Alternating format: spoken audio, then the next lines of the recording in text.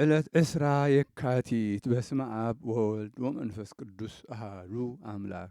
ዕለት ዕስራ የካቲት በዛ ዕለት እዚኣ መዘክርታ ባስልዮስ፣ ቴዎዶስዮስ፣ ጢሞቴዎስ ናይ ሃገረ እስክንድርያ ሰማዕታት እያ። በረኸቶም ምሳና ትኹን ዘለዓለም ዓለም አሜን። ሰላም እብል ለባስልዮስ ብፁዕ ወቴዎዶስዮስ ካልእ ወጢሞቴዎስ ሳልስ ቅኑተ ኃይል ወፅን ውስተ ቤተ መርዓ አምሳለ እሱራን ሰብ ዘተጸዋዕክሙ ህቡረ ለስም።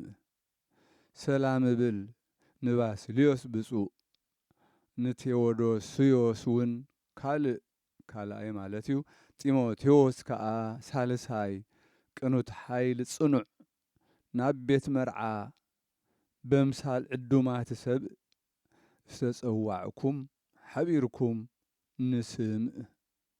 ንሰማዕትነት ማለት እዩ።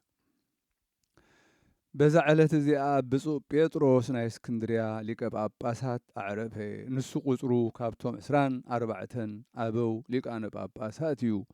እዚ ኣቦዚ ንብፁዕ አትናስዮስ ብድሕሪኡ ተሾመ። ኣብ መንበር ማርቆስ ወንጌላዊ ተቐመጠ። ካብ ዳርያኖስ ካሓደ ንጉስን ካብ ህዝቢ ኣርዮስን ብዙሕ ሽግር ኣብ ልዕሊኡ በጽሐ። ብዙሕ ግዜ ክቐትልዎ ደለዩ። ካብኦም ሃዲሙ ከዓ 2 ዓመት ተሓብአ። ኣብ ከክንዳኡ ድማ ሉቅዮስ ዝስሙ ሰብኣይ ኣብ መንበሩ ኣቐመጥዎ። ሊቀ ጳጳሳት ገበርዎ። ንሱ ከዓ ኣርዮሳዊ እዩ። 2 ዓመት ተቐመጠ። ካብኡ ቅኑዓት ሃይማኖት ዝኾኑ ምእመናን ተኣከቡ። ኣብ ልዕሊ ኣርዮሳውያን ድማ ተላዕሉ። ንሉቅዮስ ኣርዮሳዊ ሰጎግዎ። ነዚ ኣቦዚ ኣባ ጴጥሮስ ከዓ መለስዎ። ኣብ መንበሩ ኣንበርዎ።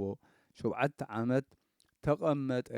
ንኣርዮሳውያን እናተኸራኸሮምን ኣውጊዙ እናሰጎጎምን ብዙሕ ሽግር በጽሖ። 8 ዓመት ምስ ወድአ ጐይታና ካብ ድኻም እዚ ዓለም ኣዕረፎ። ናብ ናይ ዘለዓለም ሕይወት ከዓ ኸደ።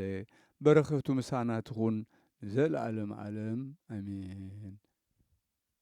ሰላም ለጴጥሮስ በመንበረ ማርቆስ ዘነበረ እምነ አትናስዮስ ድህረ እምአርዮሳውያን ለወል ዘሰመይዎ ፍጡረ በመዋዕሊሁ ተአጊሶ ምንዳቤ ወጻኢረ ውስተ ዘለዓለም ዕረፍት ፈለሰ ወሆረ። ሰላም ንጴጥሮስ ኣብ መንበር ማርቆስ ዝነበረ ካብ አትናስዮስ ድሕሪኡ ማለት እዩ ካብ ኣርዮሳውያን ንወልድ ዝሰመይዎ ፍጡረ ብዘበኑ ተዓጊሱ ኩሉ ሽግር ዝመረረ ናብ ናይ ዘለዓለም ዕረፍቲ ገዓዘ ከደ ወሆረ። በዛ ዕለት እዚኣ ደራፋይ ዝነበረ ፊልሞን ሰማዕትነት ተቐበለ። እዚ ፊልሞን ንኣርያኖስ ገዛኢ ይደርፈሉ ይውድሶ ነበረ። ሓደ መዓልቲ ኣርያኖስ ንኣናጉንስጢስ ኣብልያኖስ ፀዊዑ ንኣጵሎን ሰውእ በሎ። ኣብልያኖስ ከዓ ናብ ዓርኩ ፊልሞን ከይዱ ኣብ ከክንዳይ እንተሰዊእካለይ ኣነ 4 ዲናር ክኸፍለካ እየ በሎ። ፊልሞን ከዓ በል ክዳውንትኻ ሃበኒ እሞ ተጐልቢበ ከክንዳኻ ክስውእ እየ በሎ። ምስ ኣተወ ግና ፊልሞን ከም ዝኾነ ፈለጥዎ። እንታይ ደኣ ኮንካ በልዎ። ንሱ ከዓ ኣነ ክርስቲያናዊ ብክርስቶስ ኣማኒ እየ በሎም። ኣርያኖስ ከዓ ብህይወት ክትነብር ንኣማልክቲ ሰውእ በሎ። ፊልሞን ግና ምስጋና ንዑ ይኹን ምእንቲ ስም ክርስቶስ ካብ ምኡማት ዝዓቢ ህይወት የልቦን በሎ። ኣርያኖስ ከዓ እቲ ትትስፈዎ ዘለኻ ጥምቀት ከይረኸብካ ኣነ ቐልጢፈ ቐጥለካ እየ በሎ። ፊልሞን እዚ ቃል እዚ ሰሚዑ ጥምቀት ክርስትና ክኸፍሎ ናብ እግዚኣብሔር ጸለየ። ሽዑ ካብ ሰማይ ብሩህ ደመና መጺኡ ኣጠመቆ።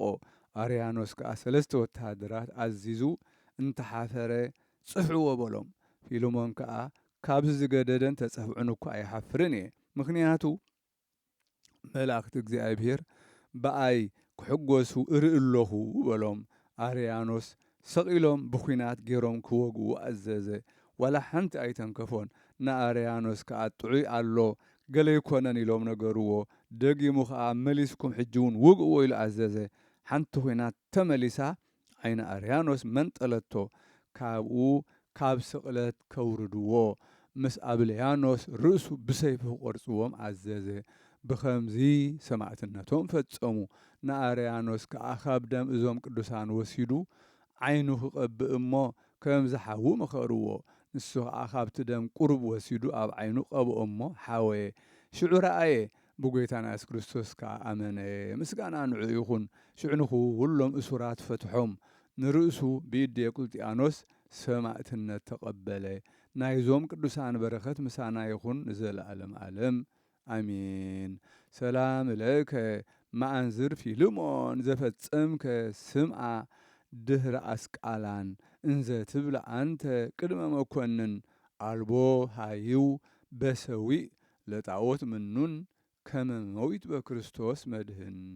ሰላም ንዓኻ ሓሜን ደራፋይ ፊልሞን ሰማዕትነት ዝፈጸምካ ድሕሪ ኣስቃላን ከምዚ እናበልካ ንስኻ ኣብ ቅድመ መኮንን ሕይወት የለን ብምስዋዕ ንጣዖት ምኑን ንዑቕ ከም ሙማት ንክርስቶስ መድህን። በዛ ዕለት እዚኣ ንኣባ ክፍለ ማርያም ዘጽጋባ ንኣባ ገብረ መርዓዊ ዘአድግ መዘክርታዎም እያ። በረኸቶም ምሳና ይኹን ዘለዓለም ዓለም ኣሜን።